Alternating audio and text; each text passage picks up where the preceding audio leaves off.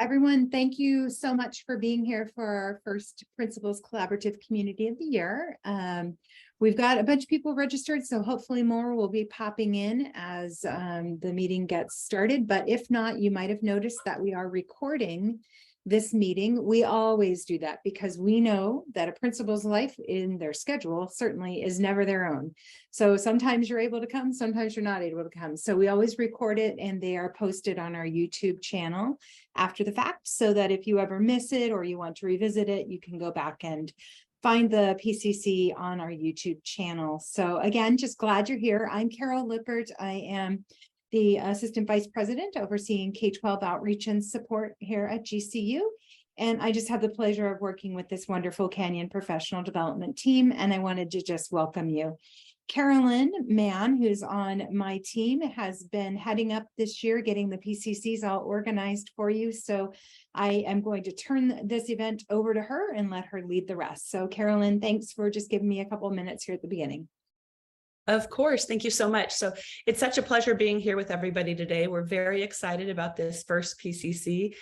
We really strive to support our principals, and we think that we have some great content for you today. Once again, my name is Carolyn Mann, and I'm part of the Canyon Professional Development Team. I get to work directly with Carol, as well as a couple of other people who are in our meeting right now. To get us started, we're going to take a minute. I'm going to introduce Lewis. He is from GCU, and he is from the College of Doctoral Studies, and he just wanted to share a little bit of information with you. So, Lewis? Yes, good morning. Thank you so much for having me. I appreciate that. Perfect. Good morning, all. Thank you so much for joining us. As Carolyn said, GCU is wonderful, and as was mentioned, GCU has wonderful support options available across the board, and part of that is through our doctoral degrees. GCU's doctorates are available in a couple of different areas of emphasis, especially for my educators. There's typically two routes that educators like to traditionally go. One is the leadership track, the other is typically curriculum, design, instruction, and things of that nature. And GCU has programs that spans both areas of learning. Our Doctorate of Education focuses on organizational leadership and has various emphasis. As you can see listed below, K through 12 or organizational development. The emphases listed in the PhD programs, which is the middle column, and those are in general psychology. And the focus of those are in cognition instruction, industrial organizational, or even integrating technology and learning, which has been really popular, especially this last couple of years with a lot more online learning and new technologies being utilized a lot more. Lastly, we have our DBA, which can focus on data analytics and management. So really the biggest component of our degree, if you don't mind skipping to the next slide, Carolyn. So the biggest thing about GCU is that it's 39 months of coursework, but one thing we really emphasize is our integrated dissertation process. So part of our role as counselors here at the university is to work with you from application to graduation.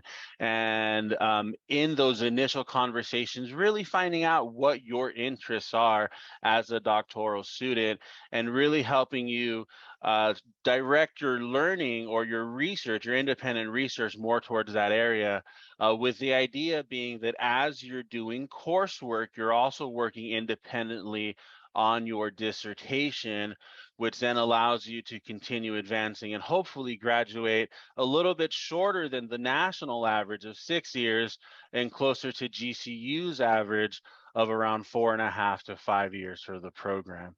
And that includes, of course, we do have our 2 residencies. I talked a lot about support and how that's integral. So you have 2 face-to-face residencies that you'll attend in Phoenix, and those are dissertation intensives. Again, you're focusing on that main component of becoming a doctor, right, which is identifying, developing, and conducting your study.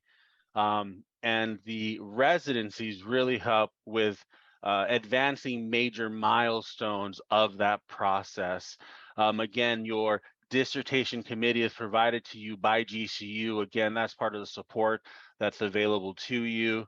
And then we have, again, more aligned with your interest, we have quantitative and qualitative tracks available, and we can, if you're more interested in how people's perceptions, feelings, understandings, then a qualitative track, we can help you understand that. If you're more numbers based and you want to see the relationships and how maybe variables work, our quantitative track is a wonderful option as well. So a lot of these details, can be discussed one-on-one, and I'm happy to do that for you.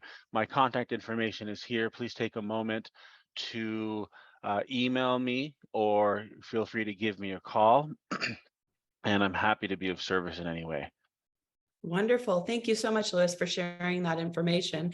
And I Carol appreciate also put in the chat that she just recently, within the last year, I believe, right, Carol, finished her doctorate at GCU, and A little more than a year now. It's amazing how fast it goes, right? But I finished it, and it was a great process. Lots of support throughout. So I'm happy if anybody wants to chat with somebody who went through it and survived it.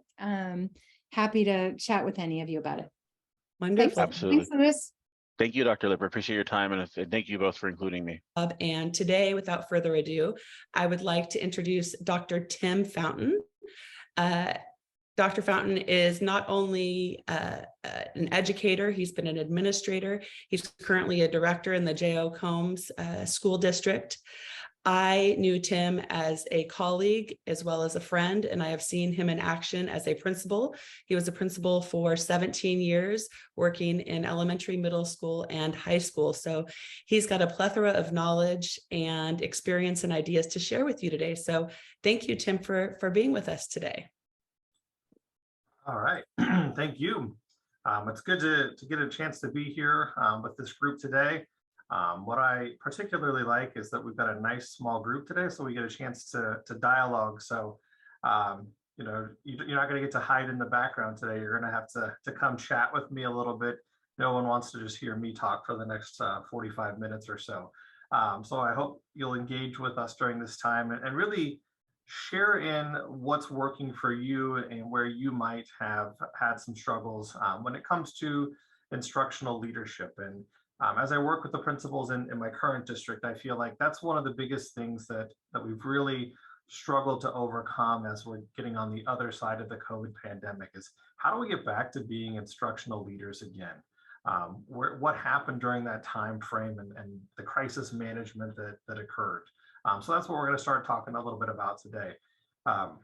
Carolyn already told you about me. That's enough. There's my picture. Gotta love it. Keep moving forward.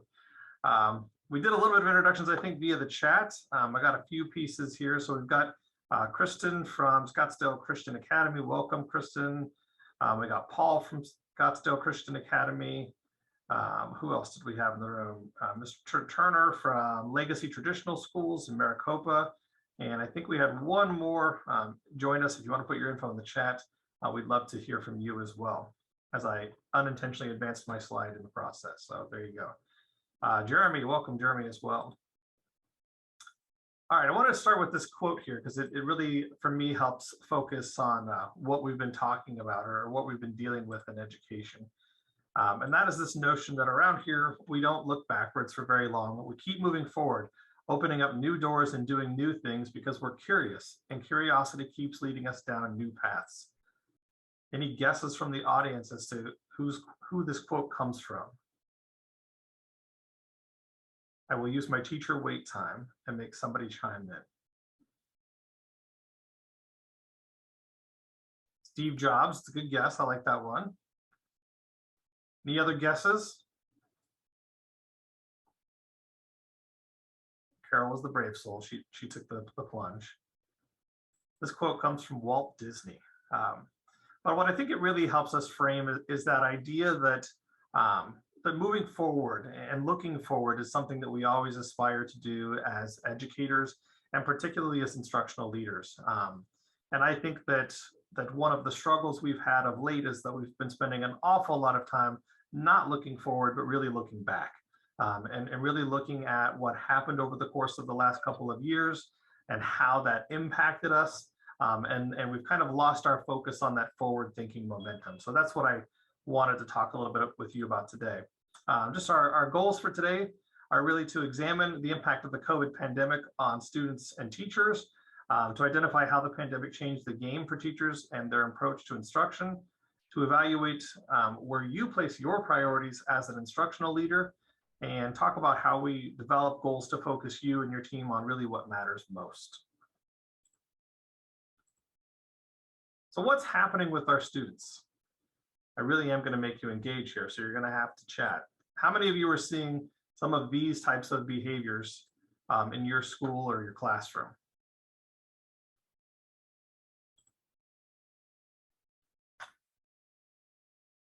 Okay, avoidance, good. Definitely some avoidance behaviors.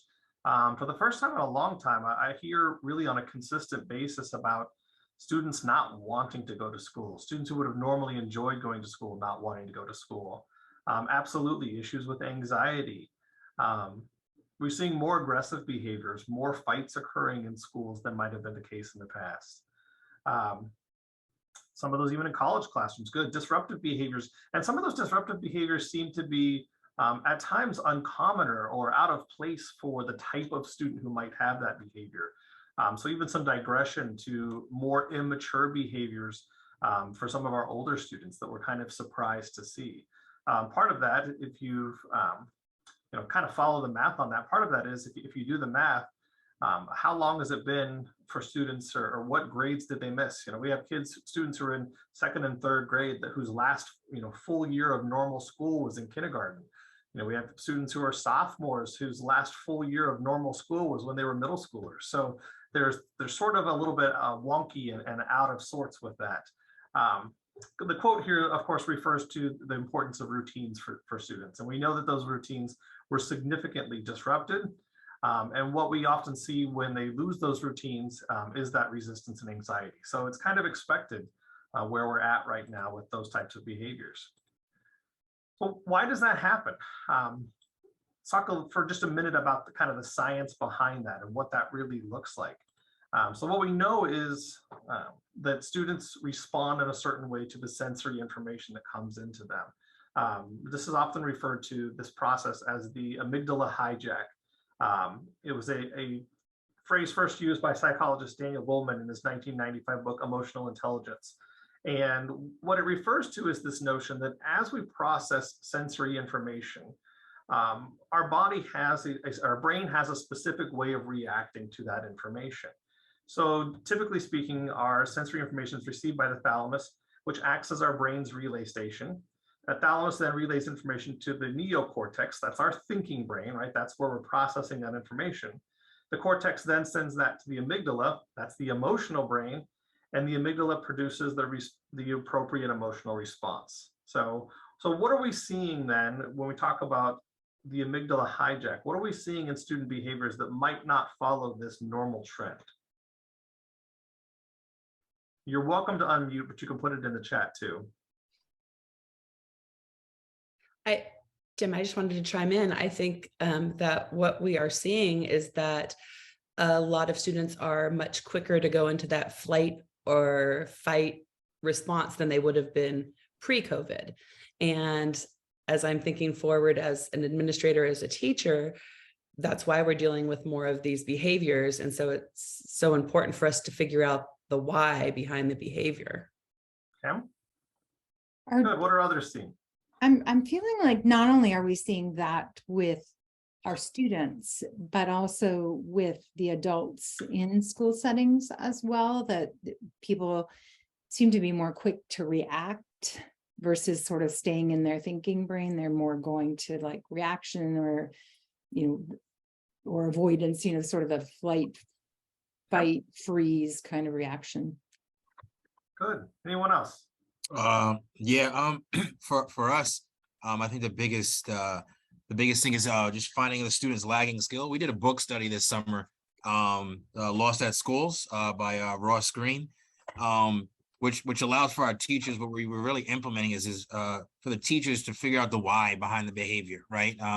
And figure out why students, why are they having issues during transitioning, and allow for the students to collaboratively come up with a solution to why they're behaving this way. I think it's necessary for us to truly get the understanding from the student why they're behaving this way, and that allows for us to figure out what that lagging skill is, and then that helps us, solve that unsolved problem. Okay, good. So that identification is super important, and you have mentioned amongst the group a lot of those key elements, right? That fight or flight mentality, or as is it Dr. Lippert? As Dr. Lippert said, freeze. Like there's this element of like we're just frozen up on that. Really different responses as instructional leaders, very different responses that we're seeing from teachers in the classroom environment and how they're processing that information. In addition to that, we look at it, from a more global perspective. I mean, if I use the term PTSD or chronic stress or anxiety disorder, what do we typically associate something like that with? A large event that is caused. Yep, pretty large event, some sort of trauma. For me, when I think PTSD, I almost always go to the notion of military service in some way, shape, or form, and enacting in a time of war. And what we didn't, I think, initially realize was how traumatic the COVID pandemic was going to be on people and what they experienced. And I think a lot of times when we think of a traumatic event, we think of that isolated point in time, right? Like a terrible car accident or this awful one-time experience. What was different was that it was a difficult experience that spanned several years that people really had a hard time coming out of. So I think it's important for us to kind of frame our conversation around that. In addition to that, we have, sorry about that. This is of course building on top of adverse childhood experiences that many of our students were already going through. So when we look at it and say, gosh, we had kids who were potentially undergoing abuse or neglect at home. They were suffering from household dysfunction. And then when the pandemic happened, we amplified that. Keep in mind, especially if you serve in a higher needs population, most of my principal experience was in title schools. And, one of my favorite stories to tell, it's a little side note, but it goes well with this. I had a church one year that came in and brought some donations right before the Christmas holiday season. And they asked me as the principal of that school. It was a school in Phoenix where we were about 96% free and reduced lunch. And they said, Tim, I'm wondering if we could pray for you before we leave today. And what could we pray for you for? And I said, what I'm going to ask for you to pray for is understanding that for many of our students, 2 weeks off school is not a blessing. And that's just a really difficult piece. So for some of us, I will tell you, for me and my personal experience, when the pandemic hit, we centered around our family unit, and I got to be home with my kids and my wife, who's an educator as well. And we got to have all of this time together, and we got to have meals together without the distractions of soccer and theater and all of those things. And in many ways, that was kind of like a blessing period of time. Like, yes, there was tragedy going on in the world, but it really brought us back to what was most important to us as a family. But that wasn't the case for all of our folks. For some of them, they were thrust into homes where parents were now out of work, where the substance abuse was in front of their eyes all the time, where mental health crises, were elevated. And so it really created this stressful period of time for our students. What comes out of that? What was the impact of COVID on all of our students? Well, they had zero responsibilities in the first few months. We're still living the effects of that, right? And it should have been that way, but it was an interesting side effect. Many of these kids went home to see more trauma, as I mentioned in the ACEs above. And many of these kids had little supervision because parents were working their tails off to make rent or house payments or put food on the table. And as was mentioned earlier, we look at that and say, okay, I think we've got a pretty good grip as to what happened with our kiddos, right? We were super focused on our kiddos and the trauma that they were undergoing. But there's this whole other group that we didn't deal with. And that, of course, is, what about our teachers? What was the impact on our teachers during this same period of time? What did that look like for them? Well, they were forced to adapt to unexpected conditions and teaching in unprecedented ways. One of the things I think is most unique about what we experienced in the COVID pandemic is that if I were to pick a traumatic situation, right, I were to say something like the loss of a loved one, or a divorce, or losing your home to fire, or a tragic car accident, right? If I picked one of those things and I said, how would you respond to that? You don't need to raise your hand, you can raise it in your head, but how many of you could think of someone that you could call that had that life experience? Someone that had been through a divorce, someone that had been through a tragic accident of some shape or form. Like, most of us have somebody in our repertoire, somebody in our friend group we could pull to. Now, if I asked you all the same question of who do you call when we're undergoing a pandemic that forces us to shut down schools and society, we all looked over our shoulders and we're like, I don't have anybody. I don't have anybody who's experienced that. I don't have anybody who's been through that. I don't have anybody to call. I don't have anybody to rely on. I don't have that, that peer support group to go to. So it was really difficult. And then, of course, our teachers were dealing with some of those same concerns. Fears over their personal health, teacher burnout was huge. And number 4 on here is a really significant one for me, and I'd like to talk a little bit about that, but this really heavy emphasis on learning loss.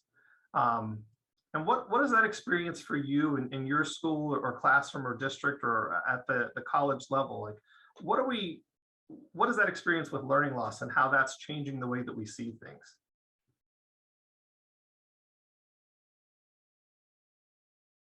I mean, it's a more of a focus on a lot of interventions, Yeah. more of a focus on interventions and finding, and really truly, building that foundation back up for the students.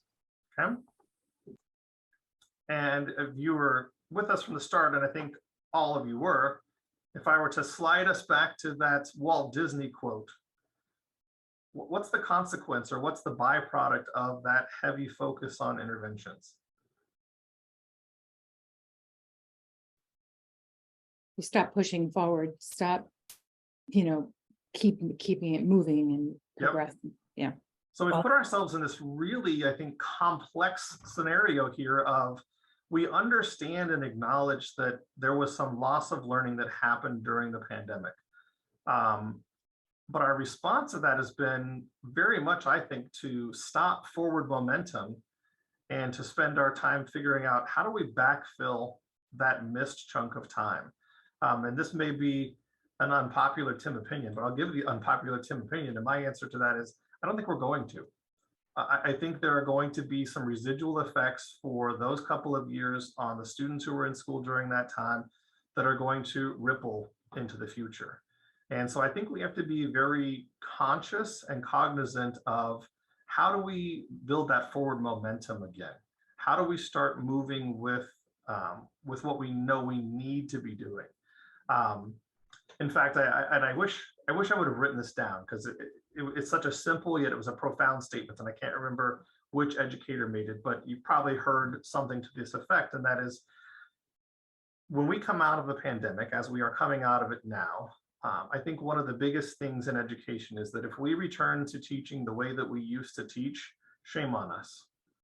Because I think we learned so much about where we have effectiveness in our practices, and some of the oversights and some of the ineffective practices were really laid bare during that time frame. And some of them we knew about coming in, but man, did they really, the spotlight was on some of those deficiencies. And you could probably rattle off a lot of those. I think our issues with technology, certainly our issues with equity and inclusion in the classroom setting and how we made that work for all students.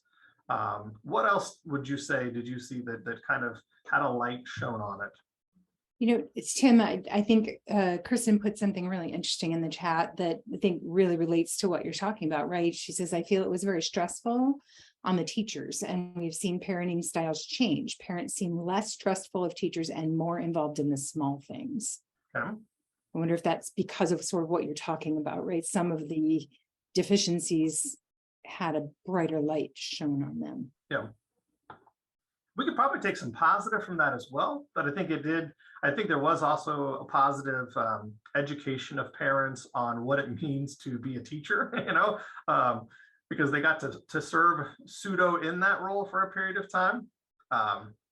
So you get some appreciation for that, but it also puts them a little more in touch with that. Anything else that you noticed during that time frame?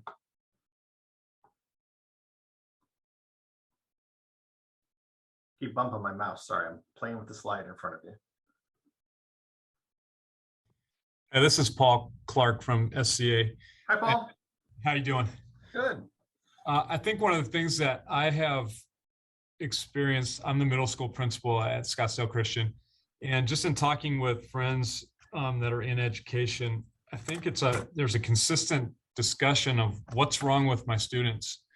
And basically across the board, it's like they had developed this gap, obviously, of academic loss, but you combine that with the gap of social development, and the mixture is, like you said, Tim, it's like their last normal classroom experience was 3 years ago.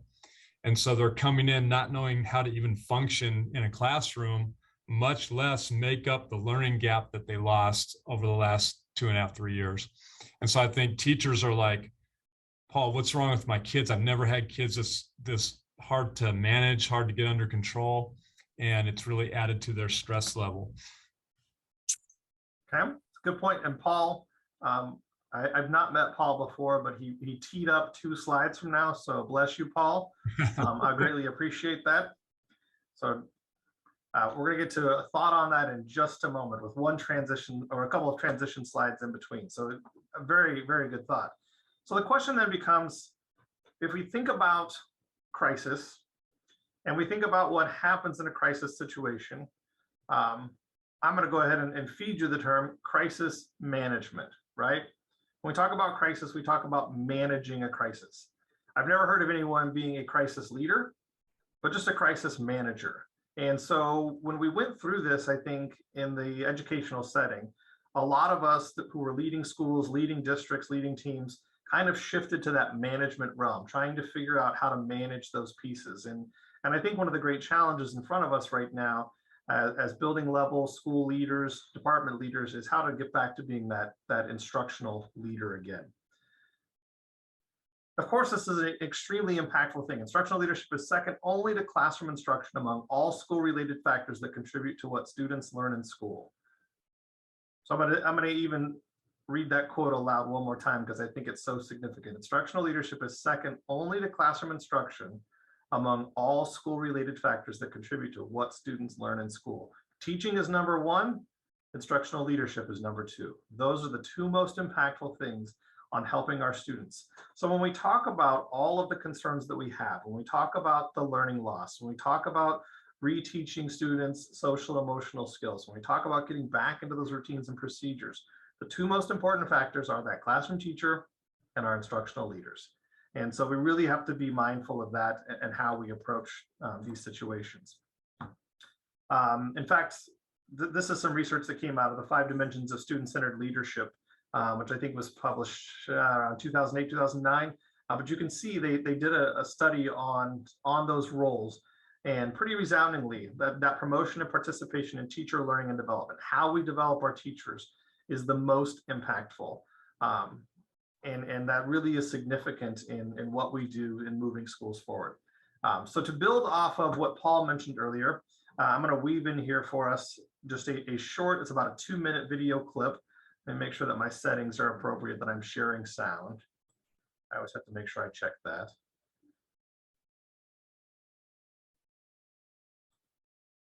Oops, I didn't check that. I stopped my video. I feel like I'm technologically challenged today, for sure. All right, share my sound. There we go.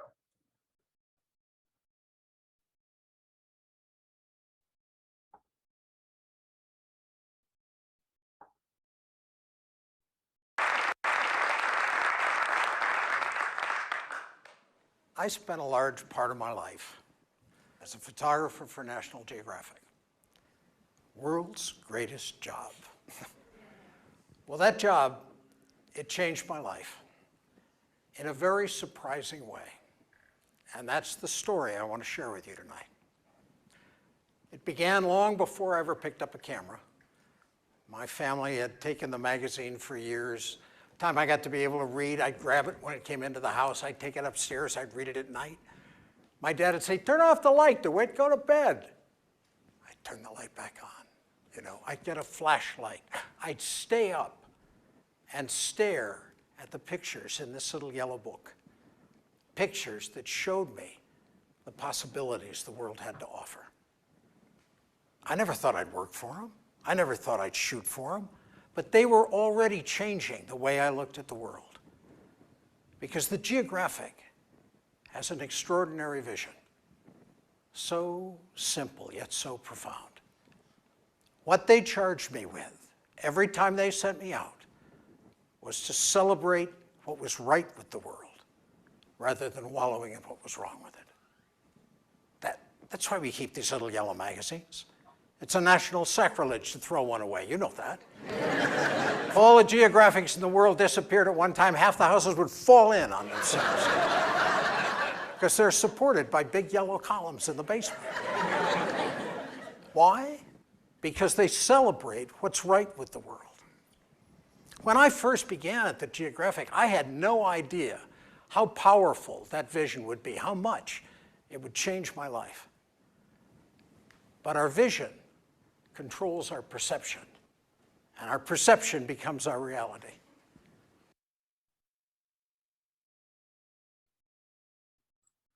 It's a great video. It continues on for a while, but I just wanted to give you that little piece today and kind of frame that conversation that Paul brought up for us earlier, and really thinking about where are we at with our instructional leadership? Where are we at with how we're leading our organizations? Are we celebrating what's right with the world, or are we wallowing in what's wrong?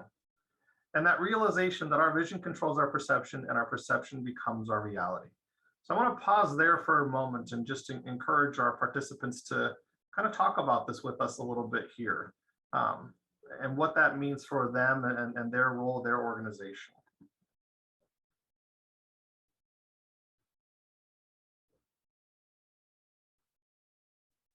I think the biggest thing for our teachers, they're just feeling just defeated, right? They're feeling defeated and they're just feeling overwhelmed.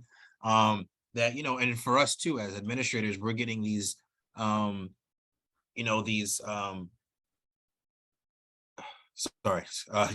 directives that we had to pass down to our staff, and, you know, we're getting overwhelmed ourselves. So, you know, one of the biggest things that, you know, I truly took a step back and did over the course of the year is, you know, found out all my staff members, you know, language of work appreciation. So then it allowed for me to figure out how I can better support them. Do they like notes, you know, words of affirmation? Do they like, you know, times to talk with me?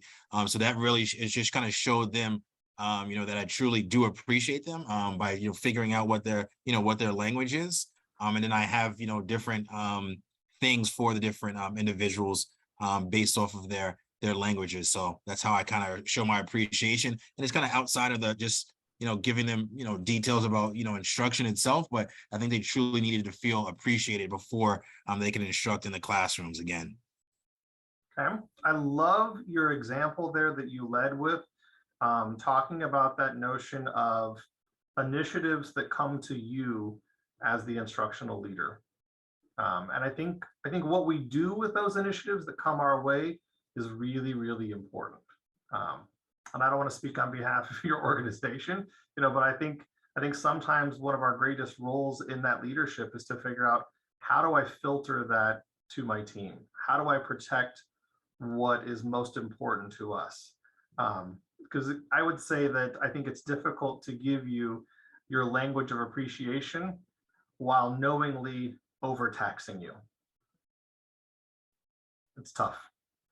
Yeah, you know, Tim, to both of what you're talking about and what was just shared remind me of, I watched another webinar, you know, we're all about watching webinars these days, but it really talked about this idea of that physiologically we tend to, as humans, sort of gravitate towards that negativity, and that we have to, that's why I love that, what was it called, language of appreciation, that we have to force ourselves out of that negativity cycle and really break it. And so focusing on that language of appreciation, right? What do I appreciate about what's happening, or what's the positive that's coming out of this, is not our natural state of being. And so we have to constantly remind ourselves of that if we're going to do what you're saying here, right? Control our perception towards a more positive outcome.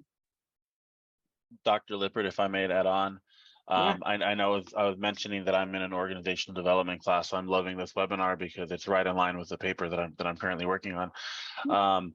But what I wanted to say was that change agents themselves, a lot of time when an organization goes through change, they initiate or assign a change agent. It's going to be that cheerleader, that's going to be that encourager, that motivator, and us as leaders, or you individuals as leaders in your organizations, can be those change agents and kind of walk people through the change process by coaching, by encouraging, by offering opportunities such as this for continued development, or just, hey, reading a paper on it like I do. But I think all of those different opportunities to really be the cheerleader and try to continue and advance the torch as much as possible through the rough times. That way the team becomes stronger when it's not as turbulent. Very good. Other thoughts? One thing that comes to my mind when we're thinking about how to move forward as instructional leaders is sort of twofold. One, with not putting more initiatives on plates, but instead building that self-efficacy. So I remember back when we're in the midst of COVID times, actually talking to teachers who now had something new on their plate from the organization, which was that they needed to report how they were taking care of themselves, their self-care. And it became very ironic. And in doing some research myself, one of the things they talk about is just that self-efficacy. If you want to move forward and you want teachers to view things in a positive light, we need to make them feel as capable as possible. And that really goes with supporting their instruction and best practices.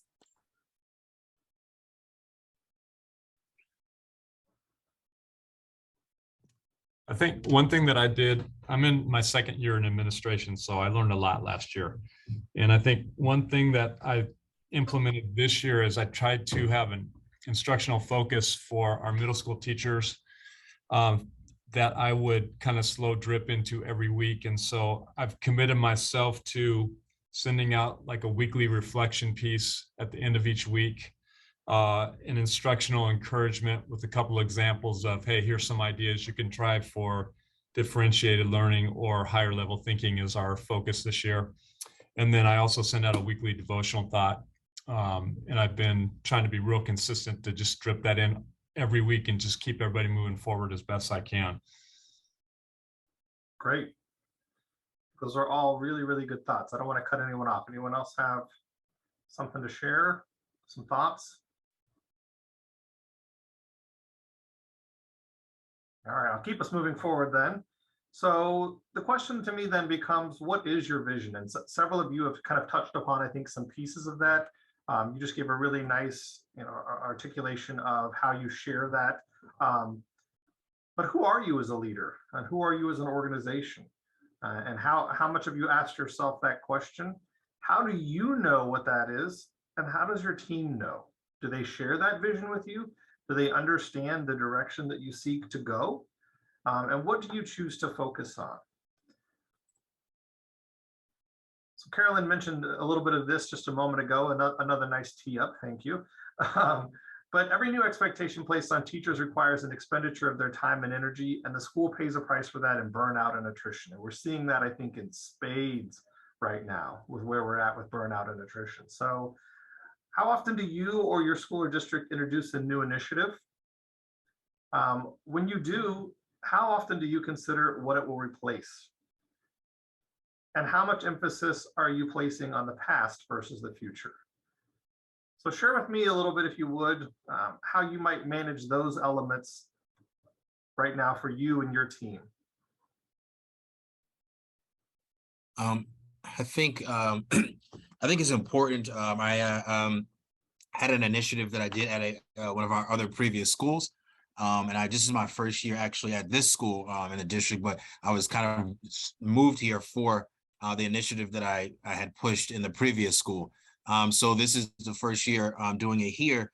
And what I took from what I did last year is I was giving my teachers pieces, right? But they didn't know what, where our end journey was. So what I changed this year with this campus is I've given them, I started out with the end goal, and let them understand the why behind what we're doing. So now each piece that I give them, they truly understand, the purpose of what we're doing. So the rollout of it has been much better this year than it was, last year. We saw results last year, but this year I think we're going to see better results with this campus because I showed them the why and the end of the road before. So now they know what all the pieces are, what we're doing. Great. Others?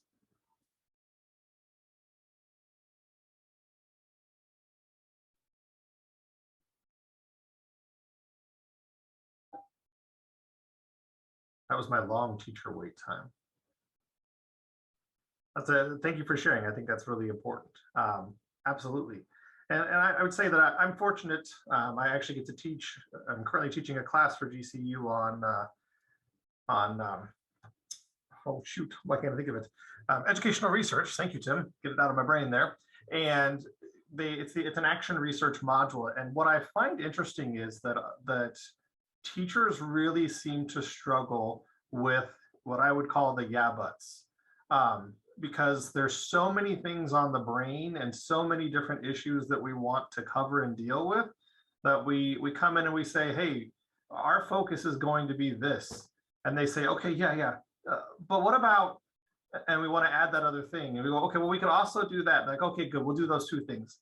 Yeah, but what about, and then we add a third thing and we add a fourth thing. So I think that's one of the challenges that we face as instructional leaders is really how do we narrow that focus for our team to really keep those priorities in place and really consider how we narrow that. So I always call this the Sesame Street approach.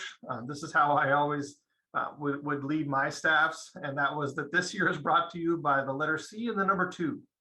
And that's it, the letter C and the number 2. And it's hard because we get into those yeah buts. There's other things that we want to address. Particularly coming out of the pandemic, right? We feel like we have all of these issues that we're trying to address. I feel like in my experience, and I'm sure others would agree, when I try to address 4, 5, 6 different issues at once, I feel like I achieved 0 of those pieces. In fact, one of my favorite stories to tell was taking over principalship, actually when I worked with Carolyn and standing in front of that staff and telling them, okay, folks, here are our goals for this year. Here's what we're going to work on. And we really tried to focus all our initiatives on that. And then I stood in front of that same staff on the second year and I said, all right, folks, here's what we're going to focus on. And one little meek hand in the back came up and was like, but Tim, that's what we did last year. And my response was, yep, and we haven't gotten it done yet. And I think that that's just such a struggle for us because we really, really want to just keep doing and doing and doing. And we don't give ourselves the time and the permission to really focus on what our goal is. How are we going to measure the success of that goal? How are we going to communicate that to our staff? How are we going to check our progress? And how will we communicate the successes of that? And when we feel like we finally have moved these things to a level of proficiency, then we talk about what's next. Then we talk about where we go from there. But it's definitely, I think, a piece that we struggle with a lot. Have any of you experienced those yeah buts within your team? Yeah, I mean, I think as a leader, that's one of the most difficult things is to stay focused when you have all these pressures sort of competing on yourself and your team. Because the other piece I think that I found when I was a principal, and I'm still finding now as a leader at GCU, is just that ability for people to come to you and say, hey, I heard about this new thing, or oh, what about this new thing? And to say, well, does that really fit the mission and vision? Does that or is it causing sort of, that idea of mission drift is causing us to move away from what we agreed we were going to focus on this year? I think it's a daily, or at least it was for me, it was a daily struggle as a leader to just remain focused. And it remains, I think, a big struggle for me. Huh? One thing that I'd like to throw out there is that in looking at how will you communicate the successes, I think in working with Tim and in Carol and lots of amazing leaders. I think one thing that has to be mentioned is that sometimes doing this and really focusing on just a couple of initiatives and sticking by that, sometimes it can get controversial because you will still have things coming down the pikes where, you know, the powers that be are, well, we need to look at this and we need to look at this. And what I've really found over the years that leaders who are really successful have the confidence and the knowledge to know when to say enough is enough. And why I mentioned communicate successes is that those leaders also know how to communicate the success that their students, their staff, their teachers are having to back up what they're doing so that they can continue to move forward, doing what they feel is best. Absolutely. And I think what's really difficult in the educational setting in particular is that somewhere in that mix, the heart of a teacher has a really hard time with the idea that, Tim, what you're asking me to do is to acknowledge that there's an issue, a struggle, a gap, and to consciously not address that. Because I want to fix everything. I need to fix everything. That's who I am. That's what I'm supposed to do. And it's really hard, I think, to ask ourselves to create some level of prioritization and an understanding of what can we accomplish and where can we make a positive impact. And that means letting go of something that we would really like to be able to accomplish on behalf of our students, our teachers, or our families. I think that's a real struggle, a real challenge for us as well. So one of the things that I want to give you is we're getting close to wrapping up our time today. We have a handful more minutes, but this is not a Tim invention. As you can see, it's called the Eisenhower Matrix. I guess you can probably guess where this came from. So nor is this new. It has plenty of history behind it. But for me, it's a good way to frame the initiatives, the issues, the elements that come across my desk as an instructional leader. And to really be thoughtful about, is it important or not important? Is it urgent or not urgent?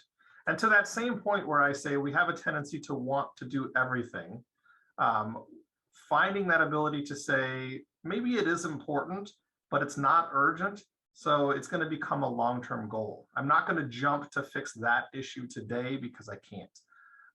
I have to really focus on those things that are important to the vision of my organization, that mission drift that Dr. Lippert mentioned, trying to keep away from that, and that have some sense of urgency. They need to be dealt with now. I think also as instructional leaders, particularly dependent upon where you are in your journey and what your leadership style is, that delegate can be quite the challenge as well. How do I know that something is urgent and needs to be dealt with, and have trust and capacity within my team that I know that I can hand it off to someone, that they will be there to help me with that. And maybe even most frustrating, how do I know that it's not important, not urgent, and therefore I'm going to delete it? I'm going to let it go. I'm not going to address it. I'm not going to make that, put that on the back burner or any burner on that stove. I'm going to move it off altogether. What are your experiences with trying to prioritize some of the elements that come across your desk, and where do you find your struggles as an instructional leader?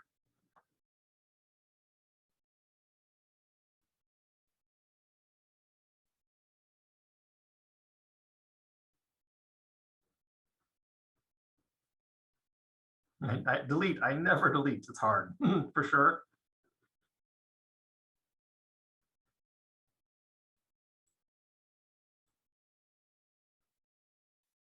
Any others?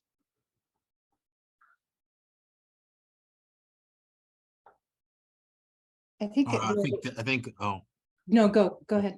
I think for me, in order to empower my team, I think delegation is important. So just empowering my assistant principals. I think that's something that I didn't get as when I was an assistant principal.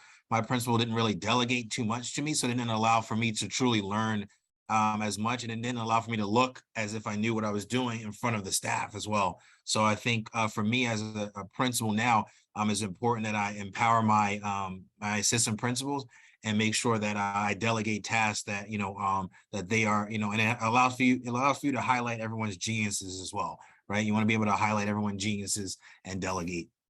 Yep.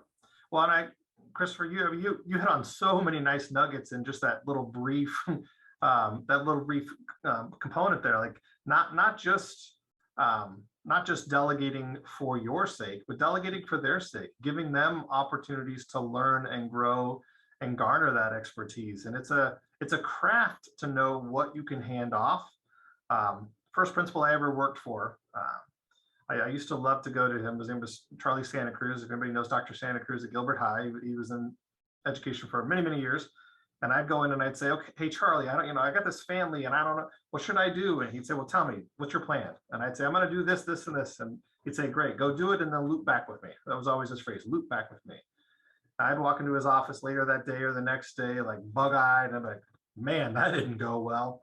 And he would look at me and say, now what are you going to do? And, it was because that he knew the issue had a low enough importance that I could learn and grow from it, and that I could deal with and address that issue and help shape myself as a leader as well.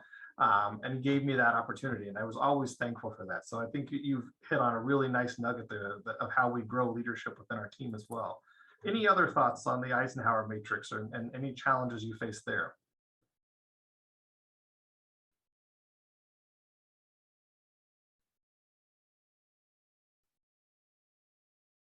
I just had one question, just for clarity purposes. So where it says important and not important on the left, is that really saying it's important for me to do versus it's not important for me to do, not necessarily that the item itself isn't important? That's a good question. I mean, I think it's probably really a combination of both of those, that are at least maybe not important is probably not the best wording to use there. It has a lower importance or less significant for myself to be able to deal with.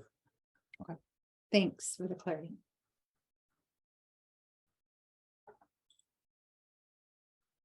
So I'm going to close us with a quote and a little reflection here as we wrap up our time together today. And that is this quote here from Stephen Covey that I think just kind of fits somewhat where we are at sometimes. People are working harder than ever, but because they lack clarity and vision, they aren't getting very far. They, in essence, are pushing a rope with all of their might.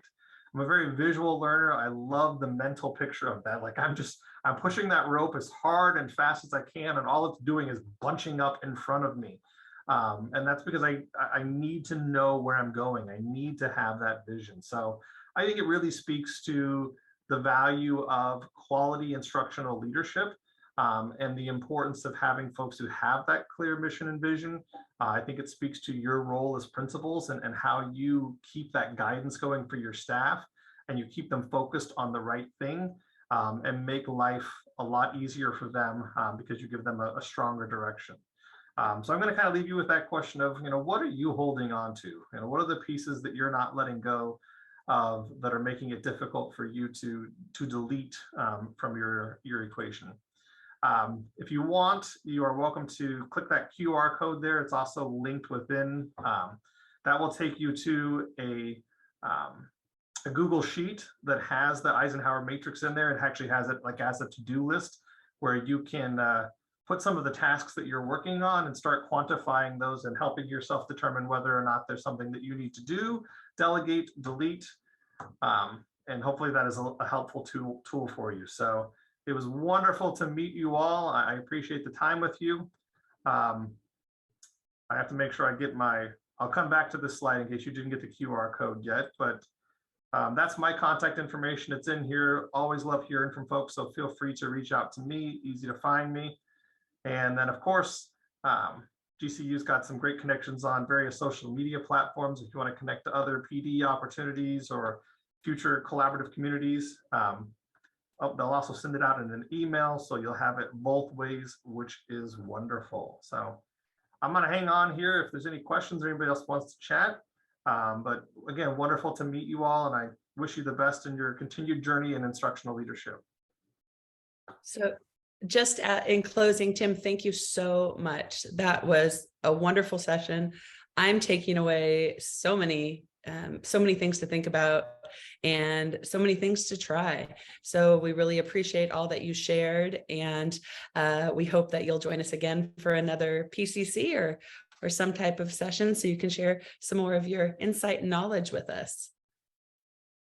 And if you could take the survey, we appreciate it. We know there are only a few of you here, but we really appreciate your insights, and it helps us to plan future sessions for you to make sure that they're exactly what you need to help you to improve your professional practice. So please do take the survey. The link is in the chat.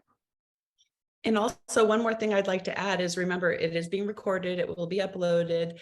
So please make sure you share this with your colleagues. Let them know that they can come in and they can watch this recorded session. There's so much to offer. And in addition, I'm actually working with Dr. Fountain as well on doing a second part to this session that's going to be available on our asynchronous website, Canyon PD Solutions to Go. So in the follow-up email, we will give you the link to that site, and you can be looking in the next month or so for that second piece of this session to be uploaded. So something to look forward to.